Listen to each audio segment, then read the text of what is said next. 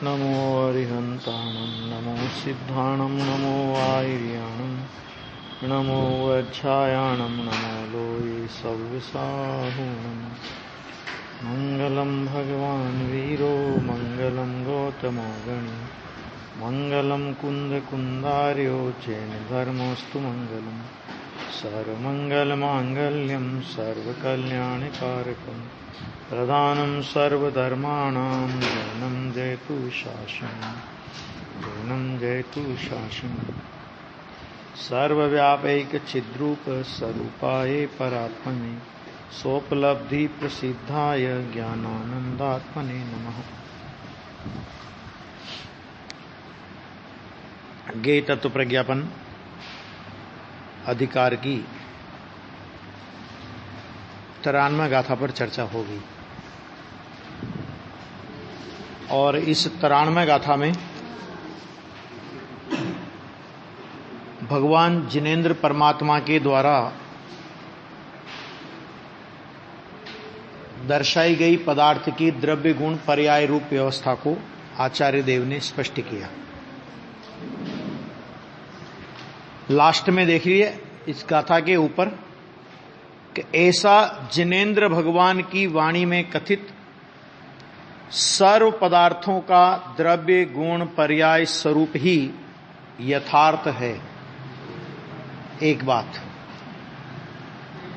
दूसरा, जो जीव द्रव्य गुण को न जानते हुए मात्र पर्याय ही का अवलंबन लेते हैं। क्या मतलब कि द्रव्य गुण जो कि त्रिकाल अनादि अनंत है, वस्तु के तो वस्तु का स्वरूप तो द्रव्य गुण पर्याय स्वरूप तीनों है। वस्तु तो द्रव्य पर्याय स्वरूप है, लेकिन वस्तु के द्रव्य गुण पर्याय स्वरूप को जानने का फल क्या आना चाहिए? देखो, अब यहां फल की बात चलती है ना कि उसका फल क्या आना चाहिए कि द्रव्य गुण पर्याय स्वरूप वस्तु है, तो आपने ये जाना कि द्रव्य गुण पर्याय स्वरूप वस्तु है, तो उसमें द्रव्य गुण पर्याय का स्वरूप जब ज्ञान नक्की करता है ज्ञान में, तो वहां पर यह बोध हो जाता है कि पर्याय प्रति समय पलटने वाला सत भले वस्तु का अवयव है, लेकिन वो वस्तु का कैसा अवयव है कि वो प्रति समय पलटने वाला अवयव है। एक समय से ज्यादा उसका जीवन नहीं है। और वस्तु का जो द्रव्य और गुण है, जो वस्तु का द्रव्य और गुण है कि वो त्रैकालिक है। ख्याल में आया क्या कहा? वस्तु का द्रव्य और गुण वो त्रैकालिक है, और वस्तु का जो पर्याय रूप अंश है वो प्रति क्षण बदलने वाला अंश है। तो दोनों के स्वरूप, दोनों में स्वरूप दोनों का अलग अलग हुआ ना, एक नित्य और एक प्रति क्षण बदलने वाला। तो दोनों में एक साथ समान रूप से अपनापन कैसे दिया जा सकता है ना? तो बस यही एक ऐसा कारण है कि द्रव्य गुण पर्याय का ज्ञान उन्होंने क्यों कराया था। कि वो एक कहानी नहीं आती कि एक सेठ जी अपने सारी संपत्ति बेच करके अपने बेटे के लिए कि भाई मैं पता नहीं, मेरी उम्र का भरोसा नहीं, तो सारी संपत्ति बेच करके वो अपने बेटे के लिए रत्न खरीद के रख गए। बाद में वो मर गए तो उसके बेटे की हालत बहुत खराब हो गई। तो वो उस सेठ के पिता के सेठ का जो दोस्त था उसके यहां पर गया कि साहब मेरी हालत ऐसी है कि कोई बात नहीं बेटा, मैं क्या सहयोग कर सकता हूं? कि नहीं, आपको सहयोग करने की कोई आवश्यकता नहीं है। अपने जीवन काल में पिताजी मेरे लिए रत्न रख करके रख गए थे, बस आप इनको जरा बेच दो। उसने देख लिया, और वो जो खरीददार था वो जबरदस्त जोरी था। ठीक है, उन्होंने देख लिया कि ये तो कांच के टुकड़े हैं, भाई क्या होता है जब होनहार खराब होती है तो बुद्धि भी वैसी हो जाती है। लेकिन उसने कहा कि यदि मैं इससे इस समय ये बात कहता हूं कि ये कांच के टुकड़े हैं, तो ये मेरा विश्वास और नहीं करेगा और इतना हताश हो जाएगा कि आत्महत्या कर लेगा। तो उसने कहा कि बेटा अभी भाव सही नहीं है, तुम मेरी दुकान पे आओ, यहां पर ये हीरा जवाहरात का काम सीखो, और जब इसका अच्छा भाव आ जाएगा तब अपन इनको बेच देंगे, तुम वापस ले जाकर के अपने घर पे रख दो इनको। हो गया 4-6 महीने में बढ़िया जोहरी हो गया वो। उसने कहा कि बेटा आज भाव अच्छा है, जाओ लेके आओ अपना वो सब, है ना। अब उसको समझाने की जरूरत पड़ेगी, है समझने, वो सेठ समझाएगा तो समझेगा अब वो। तो आचार्य कहते हैं कि ये द्रव्य और द्रव्य गुण पर्याय रूप जो वस्तु व्यवस्था है, अब अगर आचार्य कहते हैं कि नहीं तुम पर्याय का आश्रय नहीं करो, द्रव्य गुण का आश्रय करो, तो वो कहेगा कि ये कौन से सोनगढ़ के स्कूल से ट्रेनिंग लेके आया है क्या, है कि वस्तु में खंड कर रहे हो। अरे अभेद वस्तु जब द्रव्य गुण पर्याय स्वरूप है तो फिर आप अगर आप पर्याय को दृष्टि के विषय में शामिल नहीं करते हो,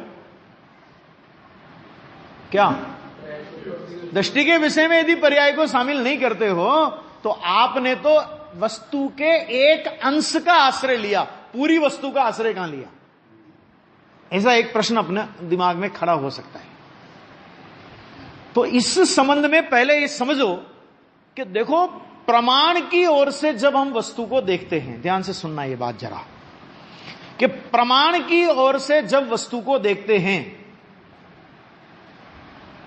तो उत्पाद भी एक अंश है, व्यय भी एक अंश है और ध्रुवता भी एक अंश है। माने द्रव्य गुण पर्याय ये अंश हैं, अंशी नहीं। प्रमाण की अपेक्षा से विचार करें तो। लेकिन जब नए के विषय की ओर से या सम्यक दर्शन के विषय की ओर से चर्चा करें तो जो उसका ध्रुव त्रैकालिक अंश है वो द्रव्य रूप है और वह अनंत गुणात्मक है। ऐसा जो ध्रुव त्रैकालिक अंश है कि श्रद्धा के लिए वह अंश नहीं है, श्रद्धा के लिए वो अंशी है। क्यों अंशी है? क्योंकि उस ध्रुव त्रिकाली में अपनापन करने से श्रद्धा का सम्यक दर्शन रूप प्रयोजन सिद्ध हो जाता है। ठीक है ना। तो श्रद्धा का आत्मा कितना, कि श्रद्धा का आत्मा कितना कि ध्रुव त्रिकाली जितना, बस, है ना। अब वो कितनी पर्याय है कि नहीं है, वो सब, वो श्रद्धा उस बात में जाती नहीं है। एक बात, इसलिए द्रव्य गुण पर्याय का स्वरूप यहां पर आचार्य ने पहले बताया कि पर्याय की व्यवस्था को समझने के बाद कोई भी समझदार आदमी पर्याय अपनत्व करने लायक है, पर्याय में पना करने लायक है, पर्याय का आश्रय करने लायक है, ये मानने के लिए तैयार नहीं होगा। इसलिए सबसे पहले उन्होंने पर्याय मूढ़ता की चर्चा तो पहली गाथा में कर दी और पर्याय मूढ़ता का एक गाथा में ही एक टुकड़ा भी दे दिया कि पज्जे मूढ़ा ही पर समया, कि जब पज्जे मूढ़ा ही पर समया है, पर्याय मूढ़ जीव पर समय है, तो आप हमें पर्याय की बात बताते ही क्यों? कि अगर पर्याय की बात नहीं बताई जावे तो पर्याय मूढ़ता नहीं छूटेगी कि ये पर्याय है और इसका स्वभाव ऐसा है कि अगले क्षण में ये मरने वाली है। तो बोलो तुम उसमें अपनापन करोगे कि नहीं करोगे? कि नहीं करोगे, कि हमें ये तो हमारा प्रयोजन है। और जब तक वो पर्याय का स्वरूप सामने नहीं रखा जावे तो जैसे हम द्रव्य को नित्य मानते हैं, जैसे हम गुण को नित्य मानते हैं, ऐसे ही हम पर्याय को भी स्थायी मानकर उसका अवलंबन करने का प्रयास करते हैं। हालांकि वो प्रयास आज तक सफल नहीं हुआ, लेकिन किया तो यही है। अगर ये प्रयास नहीं किया होता तो पज्जे मूढ़ाई पर समय क्यों होते अभी तक अपन, है ना। इसलिए आचार्य देव ने यहां द्रव्य गुण और पर्याय की व्यवस्था को अपने सामने बताया। मैंने पर्याय की व्यवस्था पर्याय से दृष्टि उठाने के लिए बताई है। और द्रव्य गुण की व्यवस्था उस अभेद द्रव्य गुण स्वरूप जो अभेद वस्तु है ना, द्रव्य क्षेत्र काल भाव जो सारी चर्चा हुई थी ना अपनी, कि ऐसी जो अभेद वस्तु है कि जो न द्रव्य से खंडित है, न क्षेत्र से खंडित है, न काल से खंडित है, न भाव से खंडित है, न ये चार प्रकार के जिसमें भेद हैं, है ना, कि वो वस्तु सम्यक दर्शन का विषय वो बताने के लिए बताई थी। अभी देखो कि जो जीव द्रव्य गुण को न जानते हुए मात्र पर्याय का ही अवलंबन लेते हैं, यानी पर्याय को नित्य मानते हैं, पर्याय को अपना स्व मानते हैं, पर्याय यही मैं हूं ऐसा मानते हैं, वो सारी चर्चा कल हो गई थी कि वे निज स्वभाव को न जानते हुए पर समय हैं। इससे ज्यादा आचार्य के पास शब्द नहीं। पर समय कह दिया, मिथ्या दृष्टि कह दिया, पर समय कहो, मिथ्या दृष्टि कहो, निज स्वभाव को न जानते हुए, इससे ज्यादा क्या बोलेंगे? कि तू अगर तू पर्याय का अवलंबन लेता है, इसका मतलब यह हुआ कि तू अपने स्वभाव को जानता ही नहीं, क्योंकि स्वभाव को जानता होता तो पर्याय को स्वभाव का अवलंबन करा था, पर्याय को द्रव्य स्वभाव का अवलंबन करा था, तू तो पर्याय को पर्याय का ही अवलंबन करा रहा है ना। अब देखो, अब ये बात कहने के बाद फिर 94 नंबर की गाथा में आचार्य कहते अब आनुषंगिक माने पूर्व गाथा के साथ जो संबंध है जिसका, ऐसी यह ही स्वसमय पर समय की व्यवस्था ज्ञानी और अज्ञानी, ज्ञानी और अज्ञानी के सिंह पूछ नहीं होते। कि ज्ञानी हो जाए कोई आदमी या कोई जीव ज्ञानी हो जाए, मिथ्या दर्शन से सम्यक दर्शन में आ जाए, तो कोई उसका कोई बाहर में बहुत कुछ बदल जाएगा, ऐसा कुछ नहीं है। ये स्वसमय और पर समय की जो व्यवस्था है ना, कि ये सिर्फ मान्यता पर आधारित है, ठीक है ना। अगर मान्यता विपरीत है तो पर समय है, और मान्यता समय के तो स्व समय है। बाहर से तो आप कुछ माप कर ही नहीं सकते समय दृष्टि मिथ्या दृष्टि का, कि ये समय दृष्टि है। तो आप तो अपने को क्या लगता है कि समय दृष्टि है, मैंने वो तो अपने को वन जंगल में दिखना चाहिए।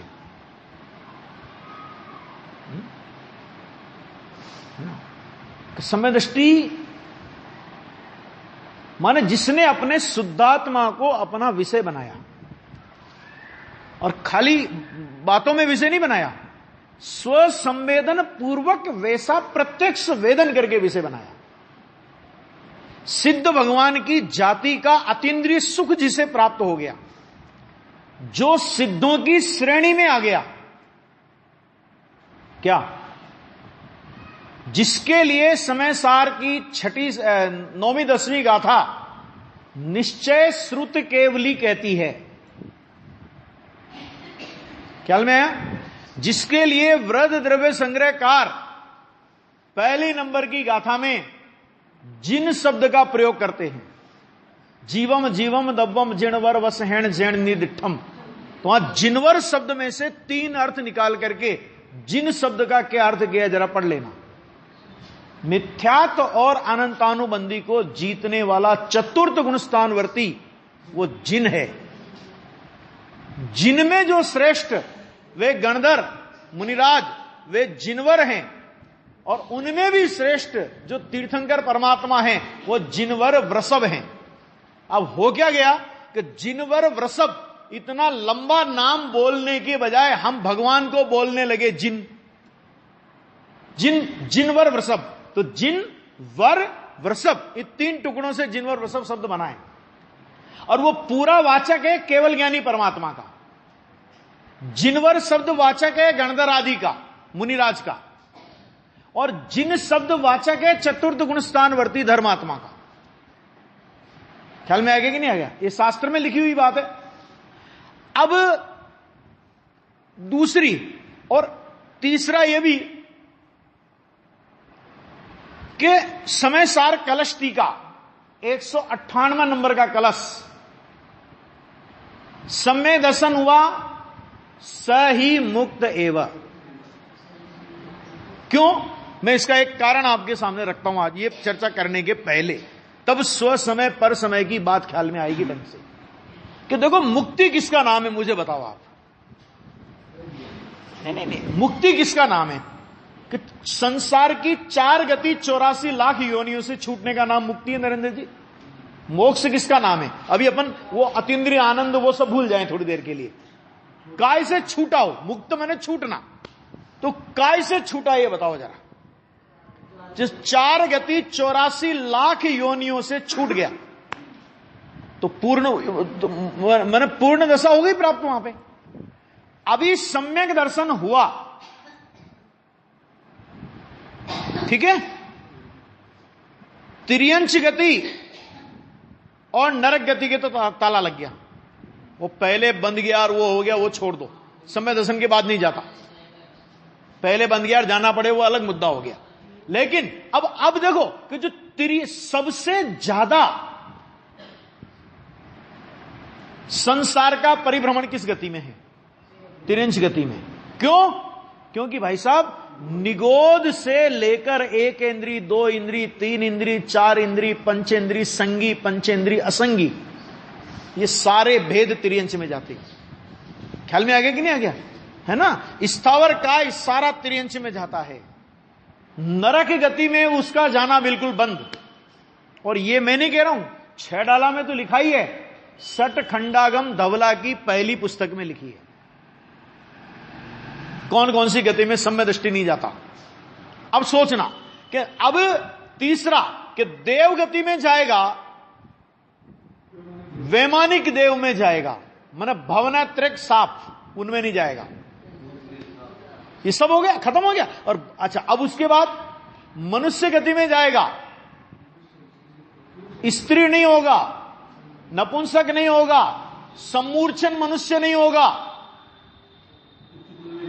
उच्च कुल में जाएगा, जैन कुल के अलावा दूसरा कोई कुल नहीं होगा। अभी आप गिनती लगा लो कि 120 करोड़ की जनसंख्या में, गवर्नमेंट का आंकड़ा छोड़ें, लेकिन अपन अगर यथार्थ आंकड़े पे भी आए तो भी 1-1.5 करोड़ जैन हैं अपन लोग, सोच लेना।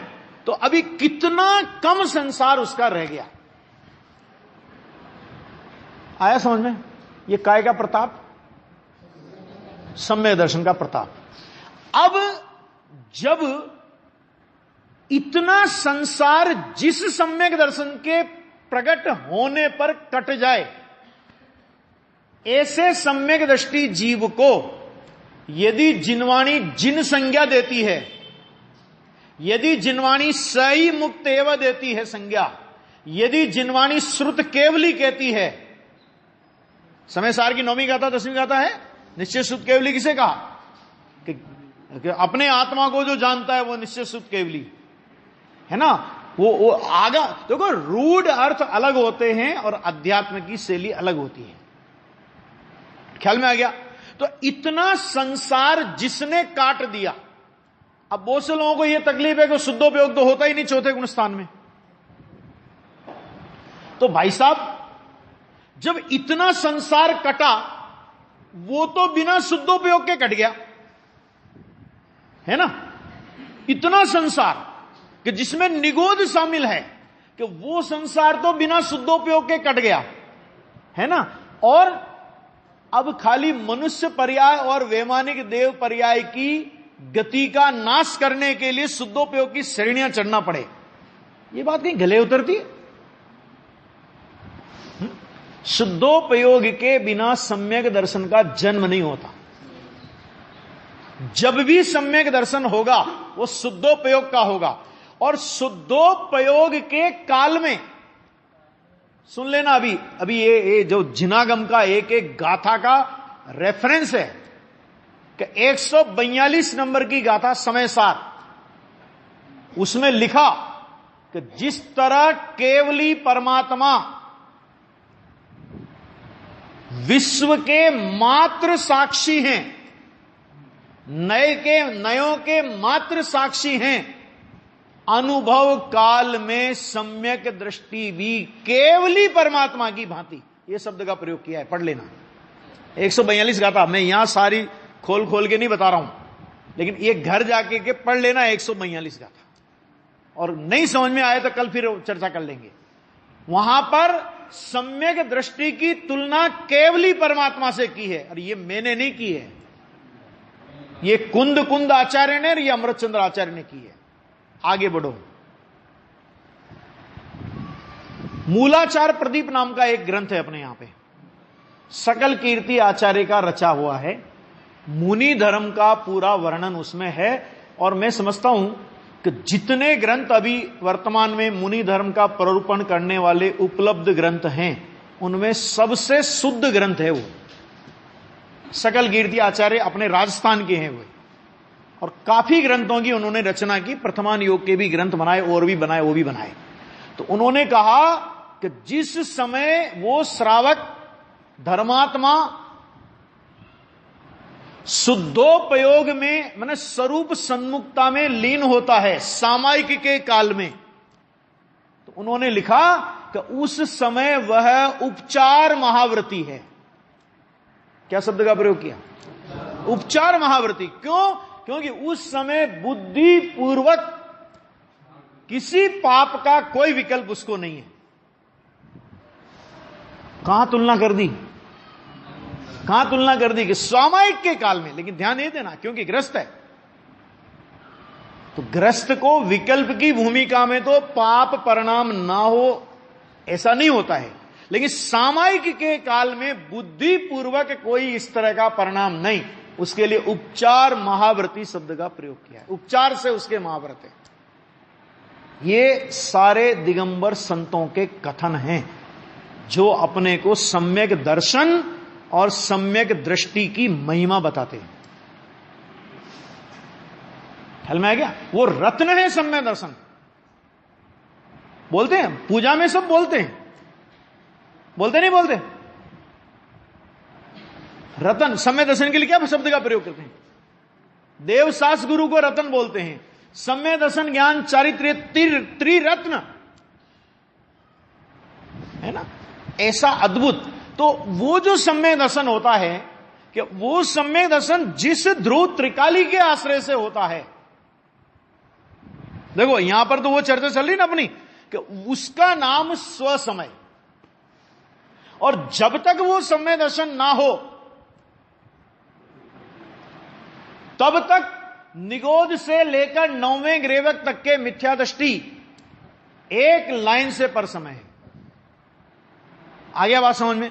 यहां पर ये आचार्य कह रहे हैं कि आनुषांगिक ऐसी ही स्वसमय पर समय की व्यवस्था, अर्थात स्वसमय और पर समय का भेद निश्चित करके उसका उपसंहार करते हैं। क्योंकि चर्चा आचार्य को द्रव्य गुण पर्याय की करनी है, तो उन्होंने बीच में पज्जे मूढ़ा ही पर समया ये बात ला करके इस एक गाथा में उस पर विस्तृत चर्चा करके वापस वो द्रव्य गुण पर्याय के विषय में आने वाले हैं। इसलिए देखिए यहां पर कहते हैं इस विषय का उपसंहार में, देखिए, जे पज्जये सुनिर्दा जीवा पर समग्तिनी दिठा आदसहावम हियत्था ते सग समया मुने गौवा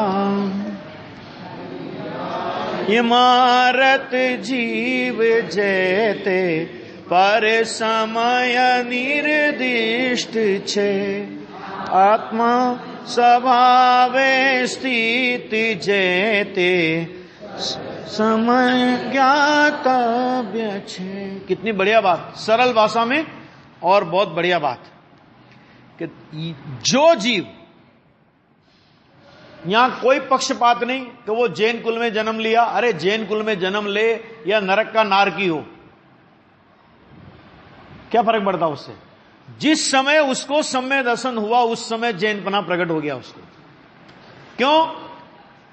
क्योंकि सच्चा जैनपना सम्यक दर्शन होने पर ही प्रकट होता है। बाकी तो नाम निक्षेप से, उपचार से, कुल परंपरा से जैन है, कोई बात नहीं।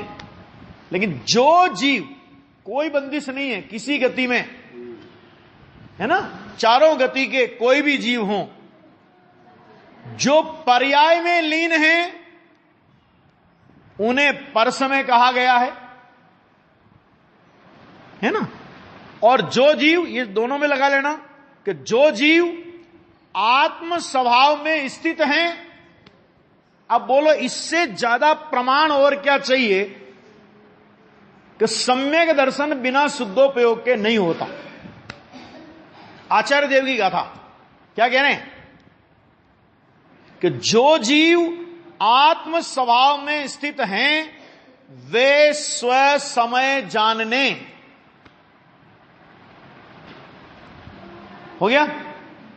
बहुत सीधी सीधी परिभाषा। पर्याय में लीनता, पर्याय में अपनत्व, एक समय के पर्याय रूपी अपने को मानना, पर समय अपने आत्म स्वभाव में स्थित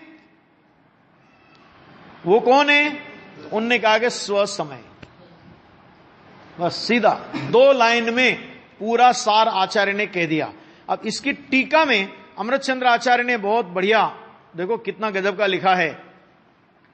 देखो यहां पे घटित किया है जीव पुद्गलात्मक पर्याय की अपेक्षा से। क्यों? क्योंकि कारण क्या है कि अभी जिसको शरीर ही आत्मा से भिन्न दिखाई नहीं दे रहा,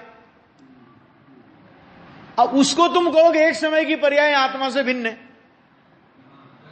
है?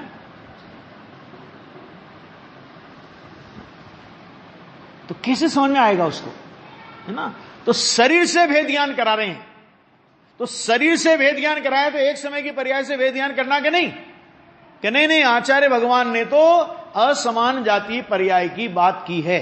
लेकिन भाई जब पर्याय का स्वरूप 93 नंबर की गाथा में वर्णन किया, तब असमान जाति, समान जाति, द्रव्य पर्याय और गुण पर्याय के रूप में स्वभाव पर्याय और विभाव पर्याय के भेद आचार्य देव ने समझाए कि नहीं? और वो भेद समझा करके आचार्य ने ये बोला कि पज्जय मूढ़ा ही पर समया। तो आचार्य अगर उनको यही कहना होता कि देखो भाई समान जाति और असमान जाति पर्यायों में तुम अपनापन करोगे तो तुम पर समय हो, तो फिर वो इस बात का उल्लेख करते। उनने कहा पज्जय मूढ़ा ही पर समया, और हमने पर्याय में भेद कर दिए। कैसे भेद कर दिए पर्याय में? कि नहीं, वो एक समय की पर्याय की बात नहीं है, वो तो समान जाति अथवा असमान जाति पर्याय की ही बात है। अरे भाई साहब, समान जाति असमान जाति को तो इस गाथा में समझा रहे हैं, उसकी तरफ से मिथ्यात्व को समझा रहे हैं। इसका मतलब ये नहीं कि उत्पाद वे रूप पर्याय में अपनापन करना पड़ेगा।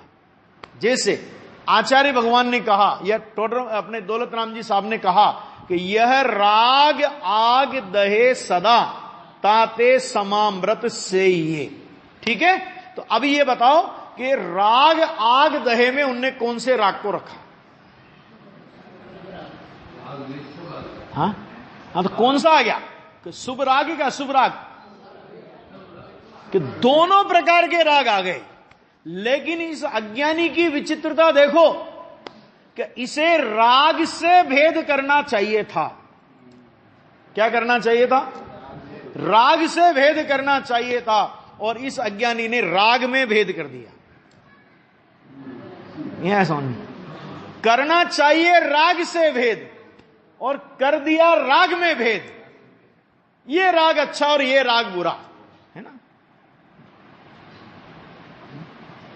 इसी तरह यहां पर्याय की बात आई कि पज्जय मूढ़ाई पर समया, तो हम पर्याय के 2 भेद कर, नहीं तो असमान जाति पर्याय की बात है, ये तो असमान जाति पर्याय की बात है, वो राग वो उत्पाद वे रूप एक समय की पर्याय की बात नहीं है। अरे भैया, तुझे पर्याय मात्र से दृष्टि उठानी थी। शुद्ध पर्याय पर भी दृष्टि जाएगी तो मिथ्या दृष्टि है।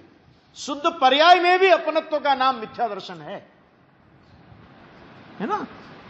पर्याय मात्र से दृष्टि उठानी थी, और ये अभी पर्यायों में भेद करने में लगा। ये पर्याय ठीक है, ये पर्याय अठीक है, ये पर्याय दृष्टि करने लायक नहीं है, ये पर्याय दृष्टि करने लायक है, ये पर्याय अपनी मानने लायक नहीं है, ये पर्याय अपनी मानने लायक है। अरे पहले नक्की कर कि पर्याय कोई भी अपनी मानने लायक नहीं है, जानने लायक है। ध्यान सुनना कि अगर पर्याय को मानने के विषय में से निकाला वहां तक ठीक, लेकिन अगर जानने के विषय में से भी निकाल दिया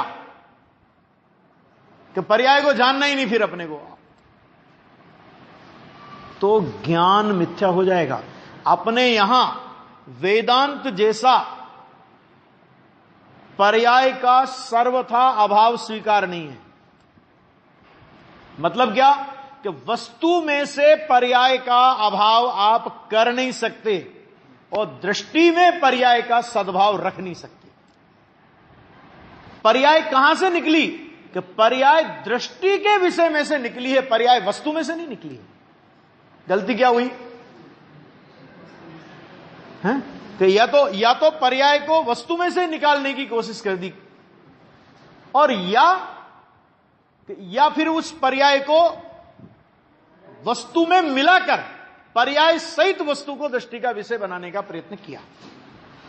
और यह आग्रह आज से नहीं, अनादि काल से अज्ञानी के यही आग्रह चले आ रहे हैं।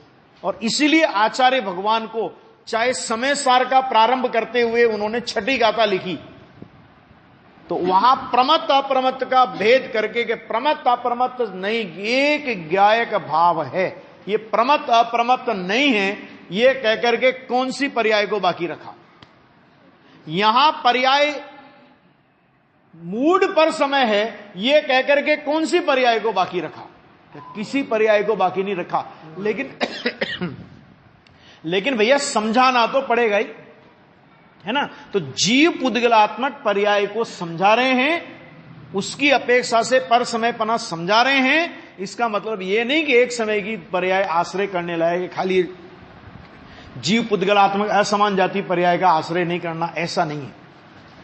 पर्याय मात्र है ना। अब देखो यहां पे कि जो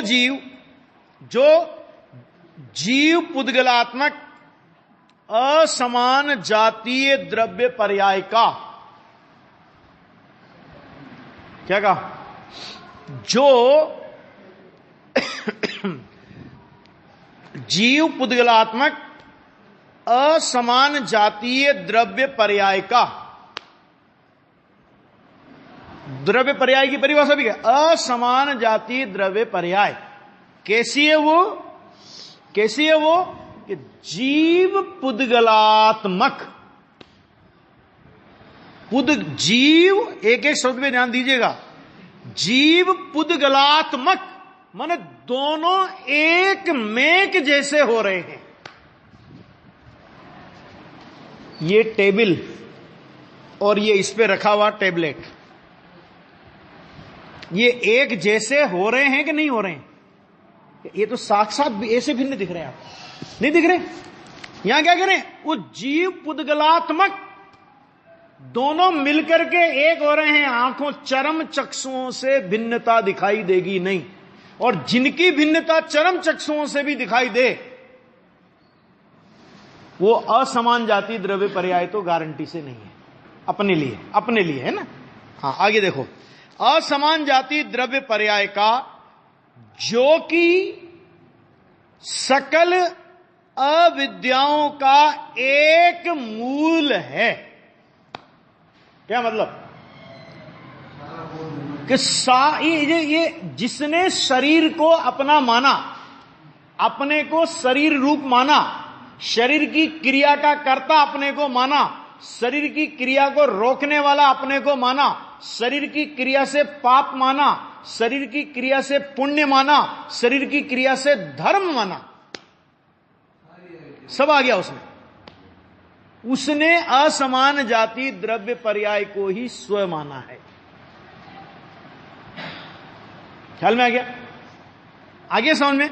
तो वो क्या है कि सकल अविद्याओं का एक मूल है कि तुम ये कहने का मतलब ये कि तुम उस असमान जाति द्रव्य पर्याय को अपना मानो, सारी विद्याएं अपने आप चली आएंगी। क्या कहा? सकल अविद्याओं का एक मूल, बड़ का पेड़ है ये। सारी अविद्याएं माने मिथ्या दर्शन तो ये, मिथ्या ज्ञान तो ये, मिथ्या चारित्र तो ये, कसाय तो ये, राग द्वेष तो ये, गृहीत मिथ्या तो अगृहीत मिथ्या, सब ख्याल में आ गया नहीं आ गया? और ये समझ लेना कि जिसने असमान जाति द्रव्य पर्याय को जो भिन्न नहीं जान सकता, वो एक समय की पर्याय की भिन्नता समझ लेगा, संभव ही नहीं है। लोग नहीं बोलते कि गृहीत मिथ्यात्व छोड़े बिना अगृहीत मिथ्यात्व नहीं छूटता। ये तो साक्षात ऐसे ही दिख रहा है ना कि तेरे से अत्यंत भिन्न है। जब तेरे को माने थोड़ी सी बुद्धि लगाने पर जो भिन्नता दिख सकती है। शमशान घाट में कितने जला के आए अपन लोग? अब बोलो कितने जला के आए? सभी लोग जला के आए शमशान घाट में। तो क्या है वो? असमान जाति द्रव्य पर्याय की वो व्यवस्था ही तो थी। वो आत्मा निकला, जला के आ गए। अभी भिन्नता करने में कौन सी तकलीफ है?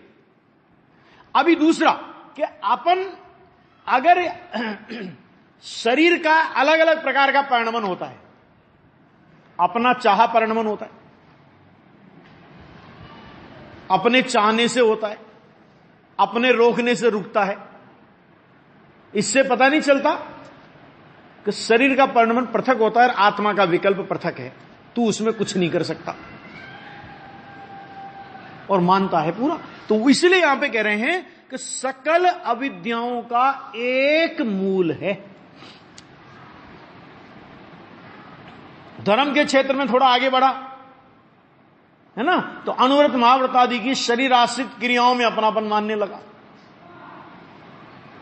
व्रत उपवास कर लिए तो उसमें अपने आप को धर्मात्मा मान लिया, है ना। माने जिस क्षेत्र में है, किसी न किसी रूप में शरीर आश्रित क्रियाओं को अपना मानता है, शरीर आदि को अपना मानता है। तो आचार्य देव कह रहे हैं सकल अविद्याओं का एक मूल है। माने आपको अविद्याएं बुलाने की जरूरत नहीं पड़ेगी। आचार्य कह रहे हैं जितनी अविद्याएं हैं, क्यों है कि नहीं? बबूल का पेड़ बो दिया है कि कांटे ढूंढने की जरूरत नहीं पड़ेगी। अब क्यों नहीं कांटा ढूंढने की जरूरत पड़ेगी? क्योंकि पेड़ काय का बोया है कि पेड़ बबूल का बोया है कि साहब वो कांटे तो ले आऊं मैं जरा। ये कांटे लाने की तुम्हें जरूरत कहां है अब? अरे बबूल का पेड़ बोया तो कांटे तो अपने आप आने वाले हैं।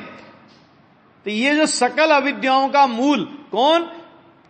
असमान जाति द्रव्य पर्याय, जो कि सकल अविद्याओं का एक मूल है। आचार्य देव को कितना भाव आया होगा तब ये शब्द निकले उनके, सकल अविद्या। अब आप लगा लेना, असंख्यात लोक प्रमाण विभाव परिणामों के भेद हैं।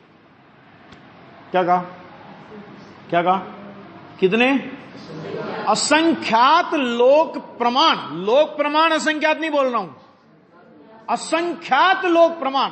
ऐसे लोक जितने असंख्यात लोक हो जाएं, इतने विभाव परिणाम के भेद हैं। और वे विभाव परिणाम इस शरीर और आत्मा की असमान जाति द्रव्य पर्याय में अपनापन मानने से बिना बुलाए मेहमान की भांति आएंगे। ठीक है? सकल अविद्याओं का मूल है उसका, किसका? असमान जातीय द्रव्य पर्याय का। ठीक है? आश्रय करते हुए। आश्रय करते हुए का मतलब क्या? कि उस पर्याय रूप ही अपने को मानते हुए। अब अपने को मानने के 4 प्रकार, वैसे तो 5 प्रकार, लेकिन अभी 4 प्रकार समझो इसमें। कैसे आश्रय कैसे करता है? यही मैं हूं, मनुष्य शरीर यही मैं हूं, एक इसको बोलते अहम बुद्धि। यह मेरा मनुष्य शरीर है, इसको बोलते हैं ममत्व बुद्धि। मैं हाथ आदि को उठा सकता हूं, है ना, इस शरीर के प्रति कर्ता बुद्धि, है ना। और 5 इंद्रियों के विषय, 5 इंद्रियों के माध्यम से मैं पंचेंद्रियों के विषयभूत पदार्थों को भोग सकता हूं। समझ में आ गया? ये हुई भोक्तृत्व बुद्धि। और ये सारी छूट जाए तो अंत में जाकर के आती है कि मैं इस पुद्गल का जानने वाला हूं, एक ज्ञातृत्व बुद्धि। अपनी आत्मा को जानते हुए पुद्गल जानने में आ जाता है। आ जाता है, मैंने पुद्गल क्या आता है, पुद्गल संबंधी अपना ज्ञान जानने में आता है। ऐसा नहीं मान करके मैं इस पुद्गल को जानने वाला हूं, ये जानने योग्य कि अभी नहीं तो अपन, अभी तो तत्वों में अपन ने तो पढ़ा जानने योग्य। पुद्गल क्या है, जानने योग्य तत्व। तो जानने योग्य माने क्या, कि जानने योग्य माने तुझे उधर लक्ष्य कर करके जानना पड़ेगा, इसका नाम जानने योग्य नहीं है। तू अपनी आत्मा में अपने उपयोग को लगा, तू अपनी आत्मा को जानने का प्रयत्न कर, और ज्ञान की स्वच्छता में जिन ज्ञेयों को जानने में आना होगा, जिन ज्ञेयों को झलकना होगा, तेरे को तेरी ज्ञान पर्याय के अनुसार और केवल ज्ञानी को केवल ज्ञानी की ज्ञान पर्याय के अनुसार वो ज्ञेय झलकेंगे। समझ आ गया? वो तो है जानने की प्रक्रिया। और यदि क्या मानता है, मैं इसका जानने वाला हूं, मतलब क्या, अगर मैं नहीं जानूंगा तो इसका अस्तित्व ही नहीं है। तो कर्ता बुद्धि, पहले अहम बुद्धि, ममत्व बुद्धि, कर्ता बुद्धि, भोक्ता बुद्धि, और सबसे अंत में लो तो ज्ञाता बुद्धि। इस तरह 5 तरह से ये असमान जाति द्रव्य पर्याय का आश्रय करता है। और एक एक पे विचार करके देख लेना, ऐसा अपन करते कि नहीं करते, है ना। फिर क्या लिखा, यथोक्त आत्म स्वभाव, जब इस पर्याय का मन असमान जाति द्रव्य पर्याय का आश्रय करता है तो क्या होता है। तो आचार्य भगवान ने कहा, यथोक्त आत्म स्वभाव, जैसा पूर्व गाथा में कहा गया, जैसा पूर्व गाथा में कहा गया, फुटनोट में है नीचे, ऐसे आत्म स्वभाव की संभावना करने में, संभावना माने संचेतन, 3 अर्थ किए, संचेतन, अनुभव, मान्यता, आदर, कि जिसने भगवान आत्मा का अवलंबन छोड़कर असमान जाति द्रव्य पर्याय का अवलंबन लिया, उसका आश्रय लिया, जो कि सर्व अविद्याओं का मूल है, ऐसी पर्याय का आश्रय लिया, तो वो कहते हैं कि वो यथोक्त आत्म स्वभाव की संभावना, संभावना माने संचेतन, अनुभव, आदर करने में नपुंसक होने से, आ गया, उसी में बल धारण करते हैं। किसी में, उस असमान जाति पर्याय में बल धारण करते हैं, है ना। और क्या करते हैं कि देखो ज्यादा पड़ जाए ना शास्त्र भी, तो फिर नए का प्रयोग करते हैं। क्या करते हैं, वो ठीक है, व्यवहार नए से है कि नहीं, अच्छा बता, असद्भुत व्यवहार नए से आत्मा का, ये शरीर और आत्मा एक है कि नहीं, है कि तू नए की नाव में बैठकर भव समुद्र में डूबेगा। क्यों? क्योंकि नए किसको होते हैं जरा बता ना, भाव श्रुत ज्ञान रूप प्रमाण जिसको प्रकट हो उसको नए होते हैं। और भाव शुद्ध ज्ञान प्रमाण किसको प्रकट होगा, सच्चा भाव शुद्ध ज्ञान किसको प्रकट होगा, कि जिसको इस असमान जाति द्रव्य पर्याय का आश्रय छूटकर उस ध्रुव त्रिकाली चैतन्य सत्ता का आश्रय वर्तता हो, उस ज्ञानी को भाव शुद्ध प्रकट होगा। और उस ज्ञानी को भाव शुद्ध प्रकट होने पर वो व्यवहार से इस संयोग का ज्ञान करेगा, ज्ञान करेगा, तब व्यवहार से भाषा में बोलेगा कि मेरा मनुष्य शरीर, और मानेगा बिल्कुल नहीं। उसका बोलना व्यवहार है। अज्ञानी क्या कहता है, व्यवहार से तो है ना, अरे है, उसका नाम व्यवहार कहां है, व्यवहार की परिभाषा करो। व्यवहार किसे कहते हैं, कि नहीं होने पर भी कहने का नाम व्यवहार।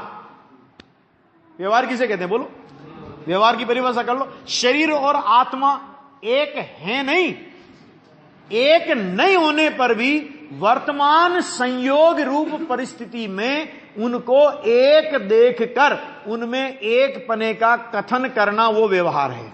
लेकिन वो कथन किसका व्यवहार है, कि जिसको अपने भगवान आत्मा का अनुभव हुआ है उसका। समझ में आ गया कि नहीं आ गया?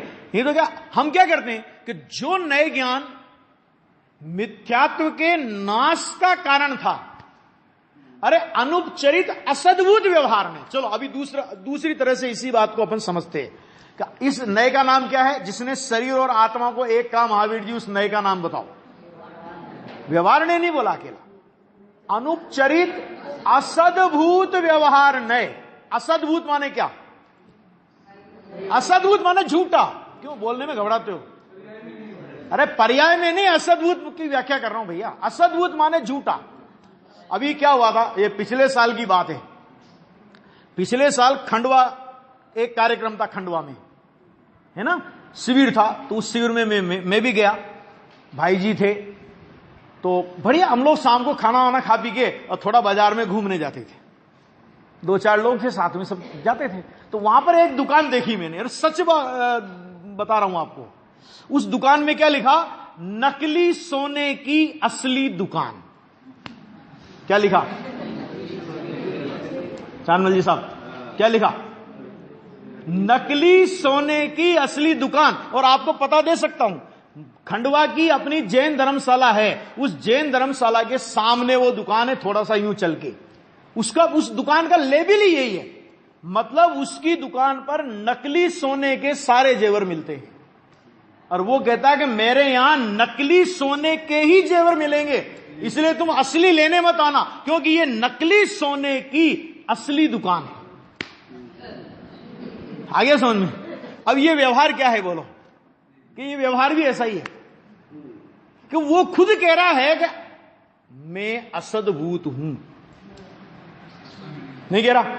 असद्भूत कह रहा है कि नहीं कह रहा? असद्भूत कह रहा है ना। अब ये फिर भी अज्ञानी क्या कहेगा? नहीं नहीं नहीं नहीं, सद्भूत सद्भूत, तेरे को असद्भूत कौन मानेगा? हैं कि भाई साहब वो खुद कह रहा है कि मैं झूठा हूं, है ना। और ये फिर भी क्या कहता है कि नहीं नहीं नहीं नहीं, तू झूठा नहीं है ना।